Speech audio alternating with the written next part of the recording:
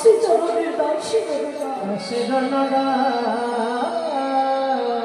আমাকে ভালোবাসলে আমি তার কাছ থেকে সর্বস্ব কেড়ে নেই।